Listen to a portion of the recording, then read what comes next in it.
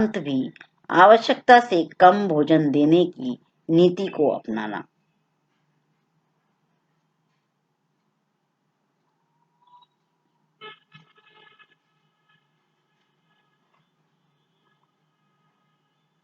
मतलब युद्ध के द्वारा जो हम हो रहे हैं, तो आक्रमण तरीके से अधिक धन अर्जित करना, ये इस वर्ग का क्या रहता था,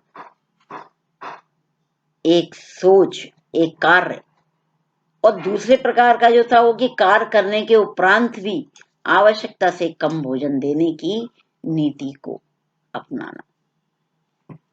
मतलब बेचारे ने काम कर दिया, लेकिन उसको जो मिलना चाहिए श्रम, वो उसको नहीं देते थे, उससे कम भोजन देकर अपने अगले काम के लिए उसे विवश करते रहना। तो ये धनी या विलासी वर्ग की बात। दूसरा वर्ग था मध्यम वर्ग, जो कि ना तो विलासी वर्ग की तरह इतना उच्च स्थान रखता था, पद रखता था, और न ही निम्न वर्ग की तरह इतना निम्न या नीचे स्थान पर रहता था। तो उसका जीवन दोनों तरफ से क्या था, कठोर था। ना तो वो विलासी व्यक्तियों की तरह या धनी वर्ग की तरह का अपना जीवन यापन कर सकता है, और न ही निम्न स्तर पर आकर इतना उस तरह का जीवन व्यतीत कर सकता है। और निम्न वर्ग तो था ही कि वो अपना सब कुछ बेचकर ही अपने पालन पोषण करता है। बेचने से मतलब श्रम को बेचकर, मतलब उसके पास तो धन है ही नहीं, वो तो सिर्फ जो भी कमा रहा है और या जो भी कर रहा है, उसके लिए अपने श्रम को क्या कर रहा है, बेच रहा है।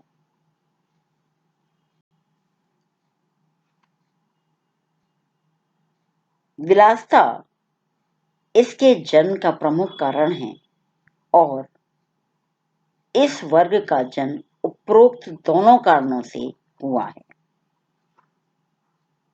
यानी इसका जन्म कैसे हुआ, मध्यम वर्ग और निम्न वर्ग के कारण। मतलब इन दोनों कारणों से यहाँ वर्ग और शक्ति की बात आई। वहां बेबलिन ने कहा इन्हीं दोनों के कारण किसका जन्म हुआ, तीसरा विलासी वर्ग, यानी कि विलासिता इसके जन्म का जो प्रमुख कारण है, और वो है वर्ग।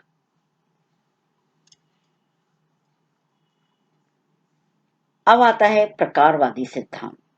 समाज में संगठन हेतु अनेक कार्य किए जाते हैं, और उन फंक्शंस के आधार पर ये प्रकारवादी सिद्धांत चलता है। पहला है व्यक्तियों की आवश्यकता की पूर्ति।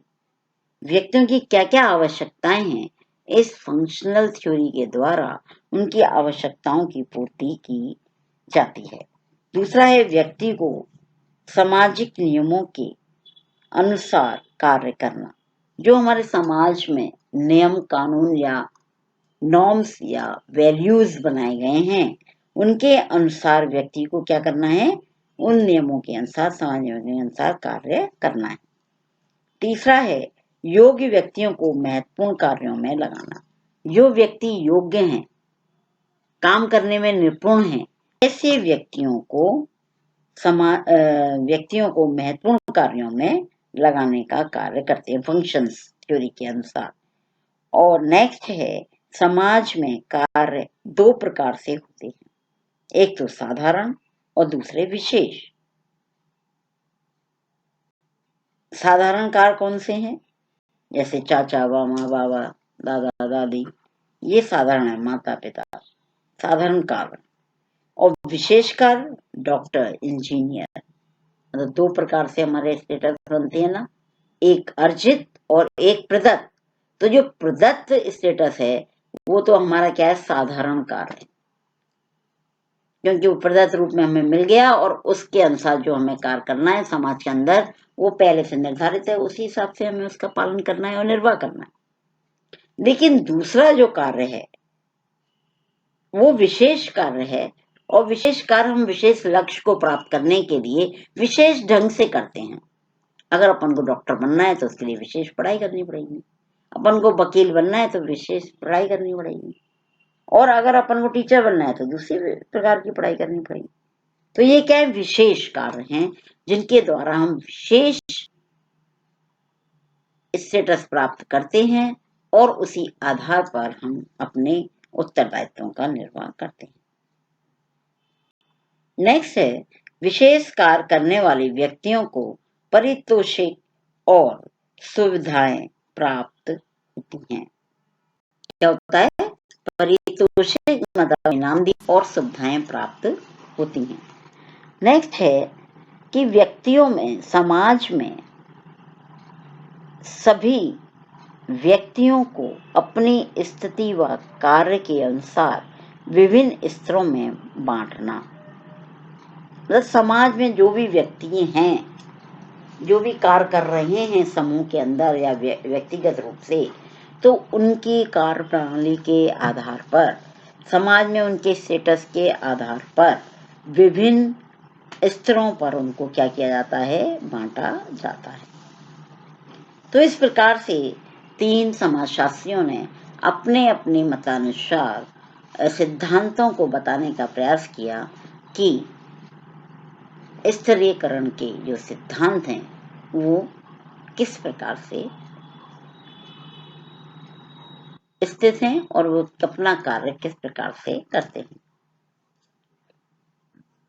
अब आता है स्तरीयकरण के आधार, स्वरूप और उदित प्रतिमान। डेविस एंड मूरे ने कहा है, दुनिया की संस्कृति पर दृष्टिपात करने से स्पष्ट हो जाता है कि कोई भी समाज वर्ग विहीन और अस्तरणीय नहीं है। अगर हम एक बार समाज पर दृष्टिपात करें तो मूरे का कहना है कि हमें कोई भी समाज ऐसा नहीं दिखाई देता जिसमें वर्ग ना हो, और ना ही ऐसा दिखाई देता जिसमें स्तरीयकरण दिखाई नहीं देता हो। सामाजिक विभेदीकरण के 4 आधार माने गए हैं। मतलब हम सामाजिक आधार पर एक दूसरे को अलग अलग करते हैं, उसके डेविस और मूरे ने 4 आधार बताए हैं। पहला है प्रकार। जो समाज में लोग कार्य करते हैं उन कार्यों के आधार पर लोगों को अलग अलग कैटेगरी में रखा जाता है। जैसे डॉक्टर का कार्य, इंजीनियर का कार्य, प्रोफेसर का कार्य। ये कार्य तो अलग अलग हैं, लेकिन इनको एक अलग स्टेटस समाज के अंदर प्राप्त है, तो इनको उस स्टेटस के आधार पर रखा जाता है। दूसरा है संस्कृति। दूसरा जो विभेदीकरण का है वो है संस्कृति के आधार पर। संस्कृति में हम देखते हैं भाषा, वेशभूषा, खान पान,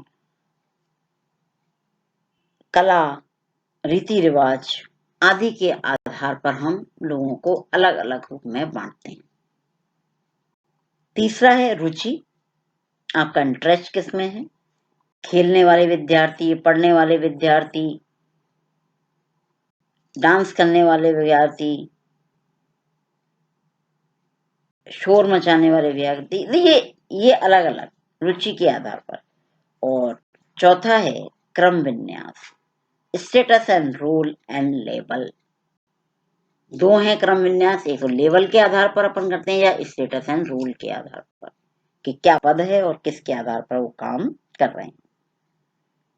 H.M. जॉनसन ने कहा है कि स्तरीकरण संज्ञा का प्रयोग उस प्रक्रिया अथवा परिस्थिति के लिए करेंगे जिसमें कि व्यक्तियों अथवा समूहों का स्तरीयकरण विभेदीकृत ढंग से क्रियान्वित होता है, ताकि एक विभेदीकरण स्तरीकरण में प्रायः समान से कम पद या रैंक के कई व्यक्ति अथवा समूह सम्मिलित हो जाएं। A.W. ग्रीन ने क्या कहा? समाज हर समय व हर स्थान पर ऊंची या नीची स्थितियों के आधार पर एक दूसरे से संगठित रहता है। इस प्रकार संस्तरण व्यक्तियों का एक दूसरे से संबंध में ऊंचा व नीचा स्थान, जो कि प्रजाति, व्यवसाय, राजनीति या सामाजिक वर्ग के आधार पर होता है, बताता है।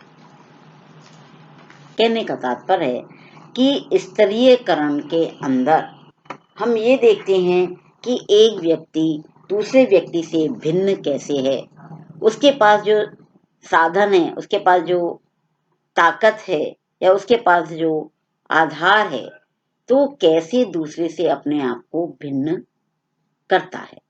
तो उन्होंने बताया कि ये आधार बताता है कि ये व्यक्ति इससे भिन्न है।